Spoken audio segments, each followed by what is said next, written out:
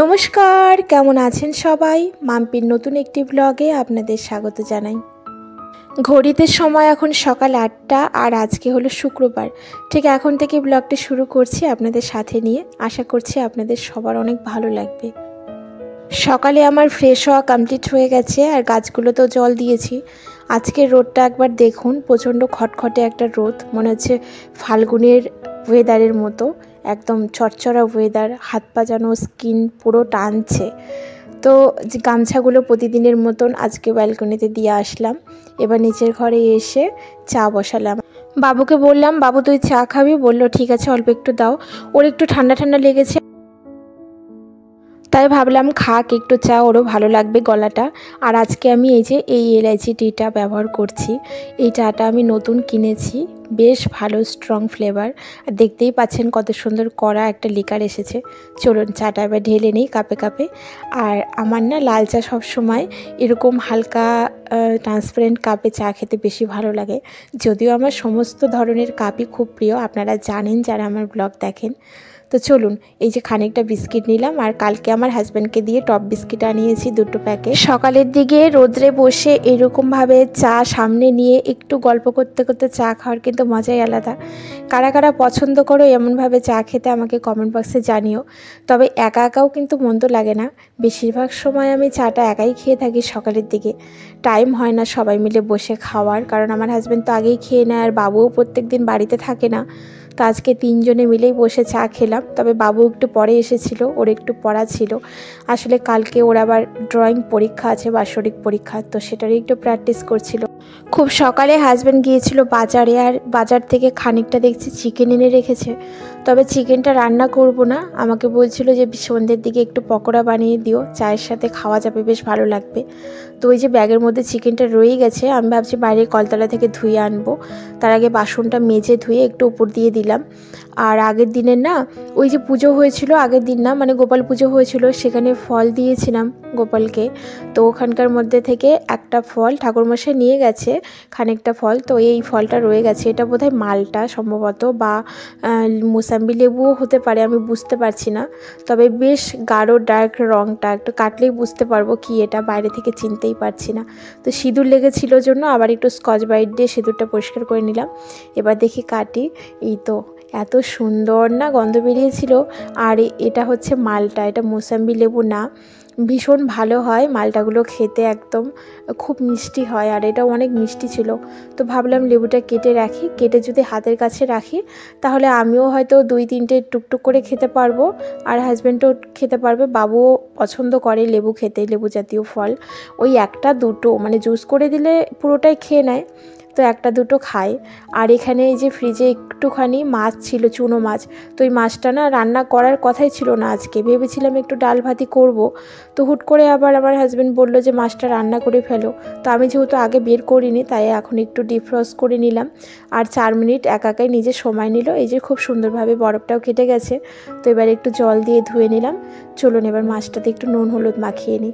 আর দেখুন না মাছটা কি সুন্দর, একদম সলসলা রয়েছে, খুব ভালো, মানে টাটকা মাছ ছিল। তো এটা যেহেতু মিক্স চুনো মাছ, এর মধ্যে দেখছি বেশ বড় বড় খানিকটা চাদা মাছ রয়েছে।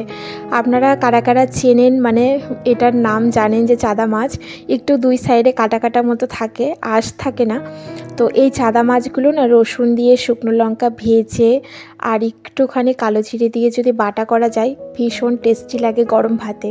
তো আমি আর আজকে লোভ সামাল করতে পারলাম না, ভাবলাম অল্প কটা হলেও আজকে একটু বাটা করেই ফেলবো, মানে ভর্তা করে ফেলবো চাদা মাছের। অনেক দিন যাবৎ খাওয়াও হয়নি জানেন মাছের ভর্তা, তো ওই আমারই পেটের কারণেই খাওয়া হয় না। তো এবার ওই যে মাছটা, সেটাকে একটু আলু, বেগুন আর টমেটো দিয়ে একটা গামাখা, পাতলা গামাখা আর কি ঝোল করব।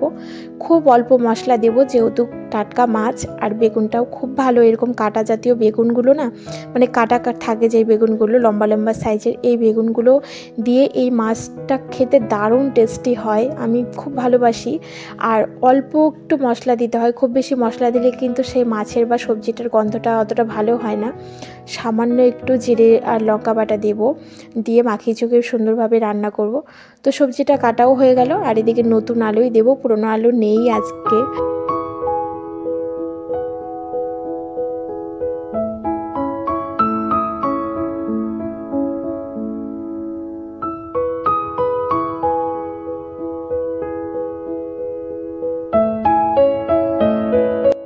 সবজিটা ধুয়ে একটু জল ঝরাতে দিলাম, আর এদিকে ফ্রাইং প্যান বসিয়ে দিয়েছিলাম, দেখছি গরম হয়ে গেছে। চলুন এবার একটু কালো জিরে ভেজে নিলাম, অল্প একটু, খুব সামান্য। আর ওই ফ্রাইং প্যানে একটু সর্ষের তেল দিলাম, দিয়ে যে 4খানা শুকনো লঙ্কা একটু এপিট ওপিট করে লাল লাল করে ভেজে তুলে নিলাম। এবার মাছগুলোকে ছেড়ে দেব। তো মাছগুলো বলতে ওই 7 থেকে 8টা মাছ হবে, ছোটো ছোটোই মাছ, খানিকটা বড় ছিল, মানে 2-4টা বড় ছিল। আর সঙ্গে এই যে 7-8 কোয়ার মতো রসুন দিয়েছি। তো রসুনটাই মাছের সাথেই দিয়ে দিলাম, আলাদা করে আর ভাজলাম না। তো এপিট ওপিট করে একটু লাল লাল করে ভেজে তুলে নেব। ঠান্ডা হলে এটাকে পুরো বেটে নেব। তো ভাবছি অল্প একটু মাছ, এটাকে আর আমি মিক্সারে দেব না, আমার যে হাম্বল দিস্তাটা রয়েছে সেটার মধ্যে একটু গুঁড়িয়ে নেব, বেশ ভালো হবে। তো এই যে ঠান্ডা হওয়ার পরে আমি আমার হাম্বল দিস্তার মধ্যে গুঁড়িয়ে নিয়েছি মাছটা। এবার একটু নুন আর একটু কাঁচা সর্ষের তেল দিয়ে বেশ সুন্দর করে মেখে নিলাম। আর খুব সামান্য হয়েছে, কিন্তু এত টেস্টি হয়েছিল। একটু ডেকোরেশনের জন্য ধনেপাতা দিয়ে দিলাম ওপরে, যেন দেখতে ভালো লাগে। তো রেখে দিয়ে এবার আমি এই যে ঝোলটা ওইদিকে বসিয়ে দিয়েছি, মাছের ঝোলটা, মানে ওই গামাখার ঝোলটা। তো ফুটছে, ততক্ষণে ফুটুক। আর আমি এদিকে একটু টিভি ক্যাবিনেট বলতে আমার এই যে ট্রলিটা রয়েছে, এটার মধ্যে না ওই গাছে জল দিয়েছিলাম, আর গাছের গোড়ায় দেখছি কেমন কেঁচো টাইপের এক ধরনের পোকা হয়েছে। তো সেইগুলো আবার মাটিটা না উপরে উপরে নিচের দিকটাতে ফেলেছে, কি বিচ্ছিরি হয়েছিল। তো কয়দিন থেকে আমি খেয়ালই করিনি যে এই জায়গাটা এরকম একটা নোংরা হয়ে রয়েছে। কাল গোলু টিভি দেখতে এসে আমাকে বলছিল, মা জানো রিমোটের মধ্যে কতগুলো ধুলো বালির কেমন টাইপের কাদা কাদা নোংরা পড়ে রয়েছে। তা আমি তখন দেখছি ওই তো কেমন ছোটো ছোটো মতো পোকা হয়েছে গাছের গোড়াতে।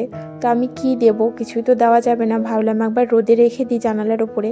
তা আবার ভাবলাম থাকবে, একটু হলুদ দিয়ে দিব, হয়তো সেই পোকাটা চলেও যাবে।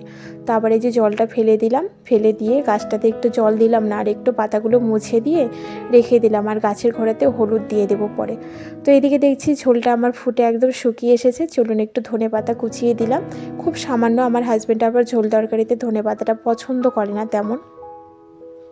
রান্নাবাড়ি কমপ্লিট হওয়ার পরে কিচেন কাউন্টার টপটা মুছে নিয়েছি, এবার ঘরবাড়িগুলো ঝাড়ু দিয়ে নেব। তারপরে স্নান করব, পুজো করব। বিকেলে আবার একটু ছেলের সাথে বেরোবো। ছেলের প্রাইভেট পড়া রয়েছে, প্রাইভেট পড়ে ওদের, যেহেতু কালকে ওদের বললাম ড্রয়িং এক্সাম আছে, ওখানে একটা ছবি মেলা প্রদর্শনী হচ্ছে, ওখানেই যাব। আর আমাদের বালুরঘাটে একটা মেলা হচ্ছে ছোটোখাটো, সেই মেলাতেও একটু ঘুরে আসব। তো আমরা ওই ছবি মেলাতে গিয়েছিলাম, ওখানে সব কিছু দেখাশোনার পরে এবার এসেছি এই মেলাটাতে। আর বেশিক্ষণ থাকবো না, অনেকটা রাত্রি হয়ে গেছে। তো এই যে গাছগাছালিগুলোই আমাকে বেশিরভাগ টানে। এখানে অনেক রকমের রিয়েল প্ল্যান্টস রাখা ছিল, তো সেইগুলোই দেখছিলাম। আর খুব সুন্দর সুন্দর সেই টবগুলো সেরামিকের ছিল, ভীষণ ভালো লাগছিল। তো এগুলো তাকিয়ে দেখলাম। তবে আমার আজকে কিছুই কেনাকাটার ছিল না, ইচ্ছেটা খুব একটা ছিল না। এবার দেখি চলুন কাপগুলো, এই তো কাপের দোকান যেখানেই থাকুক না কেন আমাকে সেখানে আকর্ষিত করবেই, আমি দাঁড়াবো।